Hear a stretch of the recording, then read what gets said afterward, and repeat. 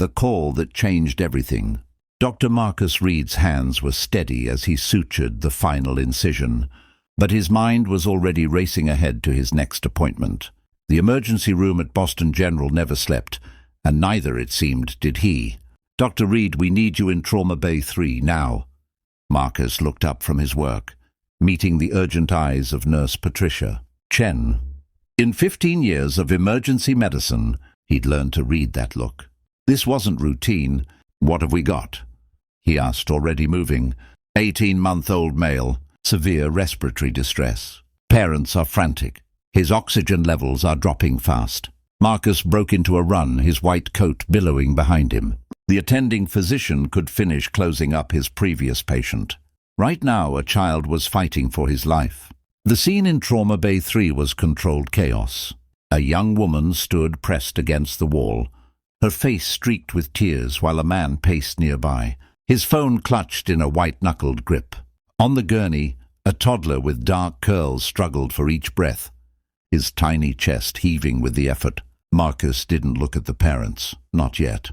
His entire focus narrowed to the child. "Talk to me," he said to the resident. "Acute epiglottitis, we think. Temperature 103, oxygen sat at 87 and falling. We're preparing for possible emergency airway." Marcus nodded, moving to the child's side. The boy's eyes were wide with fear, his lips tinged blue. Every instinct Marcus had honed over years of training kicked into gear. "Hey there, buddy," he said softly, his voice calm despite the urgency thrumming through his veins. "We're going to help you breathe better, okay?" He turned to the team. "Set up for intubation. I want pediatric ET tubes ready, sizes 3.0 and 3.5. Get me—" "Marcus?" The voice cut through his concentration like a knife. It was barely a whisper, choked with tears, but he would have known it anywhere, even after 5 years.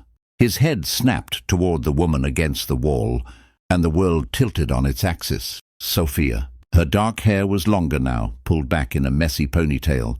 She wore jeans and a sweater stained with what looked like applesauce. But her eyes, those same amber eyes that had once looked at him with love, then with devastating finality, were fixed on his face with an expression he couldn't decipher. "We need to move, Dr. Reed," Patricia said urgently. Marcus blinked, forcing himself back to the present. The child. Nothing else mattered right now. "Get me 0.5 mg of epinephrine. Nebulized," he ordered, his voice steady again. "And call anesthesia for backup." His hands moved with practiced precision, but his mind was spinning. The child on the gurney had Sophia's dark curls, her olive skin. And now that he looked, really looked, he saw the shape of his own jaw in that tiny face. The same slightly crooked pinky finger that Marcus had inherited from his grandmother. No, it couldn't be. "Please," Sophia whispered from across the room. "Please save him." The man beside her, tall, with kind eyes and graying temples, put his arm around her shoulders. "Dr. Reed is one of the best, Soph. Ethan's going to be okay." Ethan. The boy's name was Ethan. Marcus administered the epinephrine, watching the monitor with laser focus. The child's oxygen saturation ticked up slightly, 89, 91. The medication was working, but they weren't out of danger yet. "Come on, buddy," Marcus murmured. "That's it." Nice and easy. He'd treated hundreds of children in his career. He'd held the hands of terrified parents, delivered good news and bad, celebrated victories and mourned losses. But he'd never felt this bone-deep terror, this visceral need for a patient to survive that went beyond professional duty.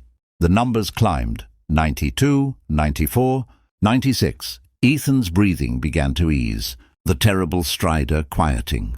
His lips were turning pink again. "That's my boy," Marcus said softly. Then, louder, "We're stabilizing. Keep the oxygen flowing and monitor his airway closely. I want chest x-rays and blood cultures." The team moved efficiently around him. Marcus finally allowed himself to step back, to look at the parents again. The man was smiling with relief, hugging Sophia close. But Sophia was staring at Marcus, with an expression that made his chest ache. Guilt, sorrow, and something else he couldn't name. "Dr. Reed?" Patricia touched his elbow. "The parents want to speak with you." Of course they did. It was protocol. Update the family, answer questions, provide reassurance. He'd done it 1,000 times. He'd just never done it with his ex-fiancée before. The woman who'd walked away from their engagement 5 years ago with barely an explanation, leaving him gutted and lost. Marcus straightened his shoulders and approached. Up close, he could see the exhaustion in Sophia's face, the worry lines that hadn't been there before. She was thinner than he remembered, but somehow more beautiful. "Dr. Reed," the man said, extending his hand. "I'm David Castellanos, Sophia's husband. Thank you for—" His voice cracked. "Thank you for saving our son." Our son. The words hit Marcus like a physical blow. He shook David's hand automatically. "Ethan's responding well to treatment, but we'll need to keep him for observation. Epiglottitis is serious, especially in toddlers. We'll monitor his airway closely for the next 24 to 48 hours. "Can I see him?" Sophia asked, her voice small. "Of course. But try to keep him calm. Any crying or agitation could stress his airway." Sophia nodded and moved past him, her familiar perfume, jasmine and vanilla, triggering a cascade of memories Marcus had tried for 5 years to bury. He watched as she approached the gurney, saw the way Ethan's eyes lit up despite his distress. "Mama," the boy whimpered, reaching for her. "I'm here, baby. Mama's here." David followed his wife, leaving Marcus standing alone in the middle of the trauma bay, his mind reeling. The math was impossible to ignore. Marcus made it through the next 2 hours on autopilot. He checked on Ethan every 20 minutes, ordered tests, reviewed results, and coordinated with the pediatric team, all while carefully avoiding any conversation with Sophia that went beyond strictly medical topics. Ethan was moved to the pediatric ICU just after midnight. The boy was stable now, sleeping peacefully with supplemental oxygen flowing through a nasal cannula. Marcus stood outside the room, updating the chart on his tablet, when he sensed someone beside him. "Marcus." He didn't look up. "Vitals are good. Oxygen saturation is holding at 98%. The inflammation is responding to the antibiotics. He should make a full recovery." Thank you, but that's not why I'm here." "Mrs. Castellanos, please don't call me that." Sophia's voice was barely a whisper. "Marcus, we need to talk. I'm on duty." "Then meet me when your shift ends. The cafeteria, maybe? Or the chapel." Marcus finally looked at her. She'd been crying. Her eyes were red-rimmed and swollen, but there was a determination in her expression that he recognized. Sophia had always been stubborn when she'd made up her mind about something, like when she'd decided to leave him without a real explanation. "I don't think that's a good idea," he said quietly. "He's yours, Marcus." The words hung in the air between them. Marcus felt the tablet slip from his fingers, heard it clatter against the floor. A nurse glanced over with concern, but he couldn't move, couldn't breathe. "What?" Sophia's eyes filled with tears. "Ethan, he's your son." The hallway seemed to spin. Marcus gripped the counter beside him, his knuckles white. "That's not possible. You married David. You said—" "I was pregnant when I broke off our engagement." The words tumbled out of Sophia in a rush, as if she'd been holding them in for too long. "I found out 2 days before the wedding." I panicked. "We were both so focused on our careers. You were about to start that fellowship in Sydney, and I convinced myself you'd resent us, so I ran." "You ran?" Marcus repeated flatly. His mind couldn't process what she was saying. "You were pregnant with my child and you ran." "I know, God, Marcus, I know how it sounds. I was terrified and stupid and— Does your husband know?" Sophia flinched at the coldness in his voice. "Yes, David knows. He's been wonderful raising Ethan as his own, but Ethan deserves to know his real father." "And you—" Her voice broke. "You deserved to know you had a son. I was wrong to keep that from you." Marcus stared at her, 1,000 emotions warring in his chest. Anger, betrayal, grief, for the years he'd lost. But underneath it all, a fierce, overwhelming love for the small boy sleeping in the room beside them, his son. "Why now?" he managed. "Why tell me after all this time?" "Because when I saw you working on him—" "Saw how much you cared even before you knew." Sophia wiped her eyes. I realized I'd been selfish. I thought I was protecting everyone. But I was just protecting myself from hard conversations. You're a good man, Marcus. You always were. And Ethan is so much like you. He's curious and gentle and stubborn. He deserves to have you in his life if you want that. If he wanted that, Marcus almost laughed at the absurdity of the question. He'd spent 5 years throwing himself into work, building a career, convincing himself that he was fine alone, that he didn't need a family. But here was a family, his family, that he'd never known existed. "I need time," he said hoarsely. Sophia nodded, reaching into her pocket and pulling out a business card. "My number. Call me when you're ready, or don't. I'll understand either way. But Marcus, thank you for saving his life tonight. Whatever happens, thank you for that." She pressed the card into his hand and walked back into Ethan's room, leaving Marcus standing alone in the fluorescent hallway, his entire world cracked open and raw. Marcus didn't go home when his shift ended. Instead, he found himself in the hospital chapel, a small room with wooden pews and soft lighting that had witnessed countless prayers and tears over the years. He wasn't a particularly religious man, but right now he needed somewhere quiet to think. A son. He had a son. The anger he'd felt earlier was still there, simmering beneath the surface. Sophia had stolen 5 years from him. First smiles, first steps, first words. She'd let him believe their relationship had simply failed, when all along she'd been carrying his child. But the anger was complicated by the memory of that tiny boy struggling to breathe, by the fierce protectiveness Marcus had felt the moment he'd seen him, and by the knowledge that he might never have known Ethan existed if fate hadn't brought them to this emergency room on this particular night. "Thought I'd find you here." Marcus looked up to see Dr. James Morrison, Boston General's chief of emergency medicine and Marcus's mentor, settling into the pew beside him. "Word travels fast," Marcus said dryly. "Hospital gossip always does. You want to talk about it?" Marcus leaned forward, resting his elbows on his knees. "I don't even know where to start. The beginning usually works." So Marcus told him about Sophia, about their engagement, about the way she'd walked away 5 years ago, about tonight's revelation. James listened without interrupting, his weathered face thoughtful. He'd been in emergency medicine for 40 years, and he'd seen just about everything humanity had to offer, the good and the bad. "That's quite a mess," James said when Marcus finished. "Understatement of the century. What are you going to do?"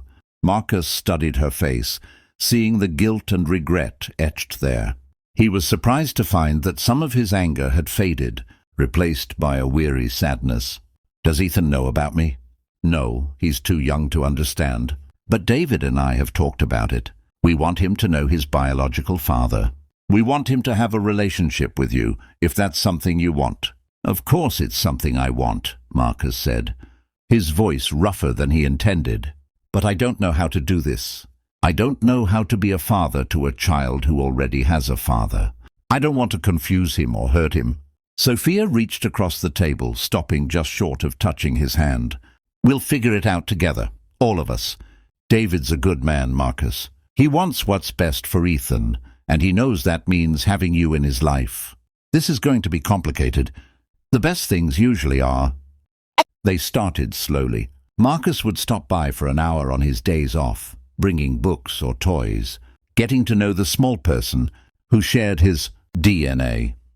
Ethan was curious and energetic, with a laugh that lit up the room and a stubborn streak a mile wide. The first time Ethan fell asleep in Marcus's arms, curled against his chest while Marcus read him a story about trains, Marcus felt something in his heart crack open and heal simultaneously. This was love, uncomplicated and fierce and terrifying in its intensity. David was gracious in a way Marcus hadn't expected. He never made Marcus feel like an intruder, never competed for Ethan's affection. Instead, he seemed genuinely happy to give Marcus space to build a relationship with his son. "Thank you," Marcus said one evening, as David walked him to the door after a visit, "for being so understanding about all of this." David smiled. "I love Sophia, and I love that boy in there. Giving him more people to love him doesn't diminish what we have. It just makes his world bigger. And honestly, any kid would be lucky to have you in their life. 3 months after that night in the emergency room, Marcus cut back his hours at the hospital. It was a decision that shocked his colleagues. Dr. Marcus Reed, the workaholic who took every extra shift, suddenly prioritizing personal time. But James understood. "There's more to life than work," he said, clapping Marcus on the shoulder. "Took me 2 divorces to figure that out. You're smarter than I was." Marcus started spending Wednesday afternoons and Saturday mornings with Ethan. They'd go to the park or the aquarium, or sometimes just sit on the floor building elaborate block towers that Ethan delighted in knocking down. "Again!" Ethan would shriek with laughter, and Marcus would patiently rebuild, treasuring every moment. One Saturday, 6 months after their first meeting, Ethan pointed at Marcus and said, "Dada!" Marcus froze. They were at the park, and Sophia and David were nearby, close enough to have heard. Sophia's face had gone pale. "Buddy, that's not—" David started, but Marcus held up a hand. He knelt down to Ethan's level, heart pounding. "That's right, buddy. I'm your dada too. You're a lucky kid. You get 2 dads who love you very much." Ethan beamed and threw his arms around Marcus's neck. Over the boy's shoulder, Marcus saw Sophia wipe away tears while David smiled and nodded approval. It wasn't a traditional family, but it was theirs and it was real, and Marcus wouldn't have changed it for anything. On the 1-year anniversary of that fateful night in the emergency room, Marcus took Ethan to the hospital cafeteria, the same cafeteria where Sophia had first tried to tell him the truth. Ethan was 2.5 now, chattering constantly, asking questions about everything. Marcus had introduced him to some of the nurses, who'd all fallen in love with the energetic toddler. "What's this place, Dada?" Ethan asked, looking around with wide eyes. "This is where I work. I help people who are sick or hurt." "Like you helped me?" Marcus smiled, ruffling Ethan's dark curls. "Yeah, buddy. Like I helped you." He thought about that night often, the moment he'd run into Trauma Bay 3, focused only on saving a child's life. He'd had no idea that those few minutes would change everything, that the small boy fighting for breath would become the center of his world. If someone had told him a year ago that he'd spend his Saturday mornings at puppet shows and his evenings video calling a toddler to say goodnight, he would have laughed. Dr. Marcus Reed didn't have time for family. He had surgeries to perform, patients to save, a career to build. But that version of Marcus felt like a stranger now. Yes, he still performed surgeries and saved patients. But he'd learned that there was more to life than professional success. There was also watching your son discover fireflies for the first time. There was reading the same book 17 nights in a row because, again, Dada. There was love in its purest, most uncomplicated form. "Dada, look!" Ethan pointed out the window at an ambulance pulling up to the emergency entrance. "Just like you." "That's right. And someday, when you're all grown up, you can help people too, if you want." "I want to be like you," Ethan said seriously. Marcus felt his throat tighten. He thought about the chain of coincidences that had brought them together, the timing, the emergency, the way fate had put him on call that specific night. He thought about Sophia's fear and David's generosity and his own journey from anger to acceptance to this overwhelming love. "You know what, buddy?" Marcus said, pulling his son close. "You already are like me. You're brave and strong and kind. And I'm so proud to be your dada." Ethan hugged him tight, sticky toddler hands tangling in Marcus's shirt. And Marcus thought about all the moments he'd missed and all the moments still to come.